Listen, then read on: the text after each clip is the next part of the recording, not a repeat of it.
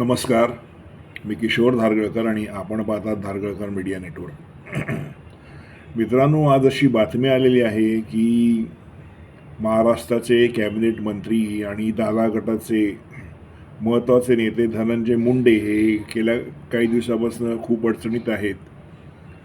वाल्मिक कराड हा जो माणूस आहे किंवा जो आरोपी आहे सरपंच संतोष देशमुख यांच्या हत्येमध्ये त्या कराड यांची धनंजय मुंडे यांच्याबरोबर असलेली जी काही जवळीक आहे आणि त्याच्यानंतर जे काही वादळ उठलेलं आहे धनंजय मुंडे यांच्या विरोधात की त्यांनी राजीनामा द्यावा, या पार्श्वभूमीवरती त्यांनी आज ओबीसींचे मसीहा म्हणवणारे छगन भुजबळ यांची भेट घेतलेली आहे.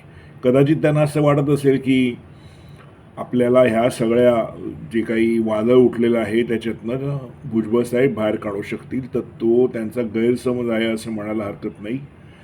कारण मित्रांनो, वातावरण एवढं तापलेलं आहे मुंडेंनी राजीनामा द्यावा म्हणून की असं वाटत नाही की त्यांना आता कोणी वाचवू शकेल. आणि त्याच्यामध्ये त्यांची अडचण वाढवणारी अजून एक बातमी आलेली आहे.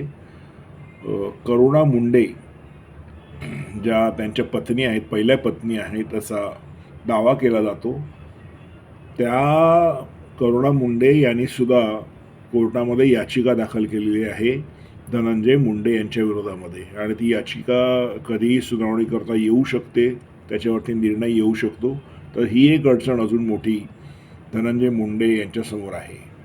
आता प्रश्न असा आहे की ते दादा गटाचे प्रमुख नेते असल्यामुळे अजितदादा त्यांना सांगणार की तुम्ही राजीनामा द्या, की धनंजय मुंडे स्वतःहून राजीनामा देणार आहे, हे बघावं लागेल. पण असं वाटतं मित्रांनो की काही काळ तरी त्यांनी मंत्रिमंडळापासून दूर राहावं. हे महायुतीच्या सरकारची जी इमेज आहे, विशेषतः फडणवीस यांनी जी निर्माण केलेली इमेज आहे या सरकारची, त्या इमेजला धक्का लागू नये म्हणून असं वाटतं की धनंजय मुंडे यांनी राजीनामा देऊन मोकळं व्हावं.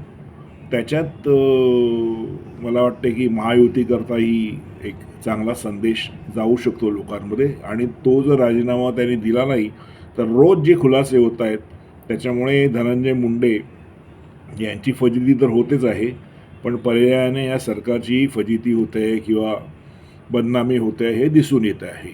असो, मला एक पॉईंट इथे वेगळा मांडायचा आहे मित्रांनो, तो हा की जेव्हा अजितदादा आले महायुतीमध्ये तेव्हा अनेकांनी, म्हणजे भाजपच्या अनेक नेत्यांनी हस्ते परस्ते म्हणा किंवा आडून म्हणा किंवा उघडपणे म्हणा नाराजी व्यक्त केलेली. आणि जे मतदार आहेत, मुळामध्ये जे सगळ्यात महत्त्वाचा फॅक्टर आहे की ते तुमचे मतदार, त्यांना काय वाटतं. तर अशा मतदारांनी अनेक वेळा अनेक प्लॅटफॉर्मवरती हे मत व्यक्त केलेलं आहे की अजितदादांना बरोबर घ्यायला नको होतं.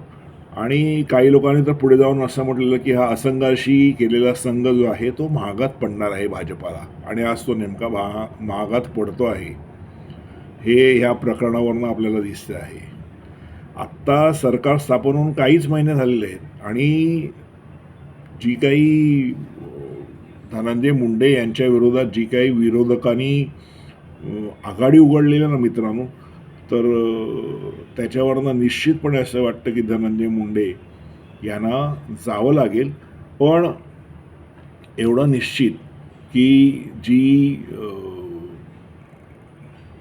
काळजी म्हणा किंवा जी ऑब्जेक्शन दादांना किंवा दादाच्या पार्टीला किंवा राष्ट्रवादीला आपल्याबरोबर घेऊ नये अशी जी भावना व्यक्त होती, सार्वत्रिक भावना होती, लोकांची होती, भाजपच्या मतदारांची होती, त्याला डावलून ही युती अजितदादा गट आणि भाजपची झालेली आहे. ती आता कुठेतरी आपला रंग दाखवते असं म्हणायला हरकत नाही. आणि क्रिकेटच्या भाषेत बोलायचं तर येणाऱ्या काही दिवसामध्ये महायुतीची पहिली विकेट ही निश्चितपणे धनंजय मुंडे यांच्या रूपाने पडणार आहे असं दिसतं आहे. आणि ही जी काही विकेट पडेल ती महायुतीकरता फार चांगला संदेश लोकांमध्ये देणारी आहे असं वाटत नाही. मला असं वाटतं की जे काही मंत्री म्हणा किंवा जे काही दादा गटाचे किंवा NCPचे जे नेते मंडळी आहेत त्यांच्या संदर्भामध्ये भाजपनी युतीचा पुनर्विचार करणं तर आता शक्य नाही आहे, पण किमान अशा काही घटना परत घडू नये आणि परत एकदा महायुती आणि भाजपवरती नामुष्कीची पाळी येऊ नये एवढी तरी मला वाटते सजगता म्हणा किंवा काळजी फडणवीस आणि भाजप यांनी घेण्याची आवश्यकता आहे. पण एवढं निश्चित की धनंजय मुंडे यांना आज ना उद्या या मंत्रिमंडळातनं जावं लागेल असं आज तरी दिसतं आहे. बघू मित्रांनो, घटनाक्रम जो आहे आणि खुलासे हे रोजच्या रोज होत आहेत. आपण बोलूच त्याच्यावरती. आज इथेच थांबतो.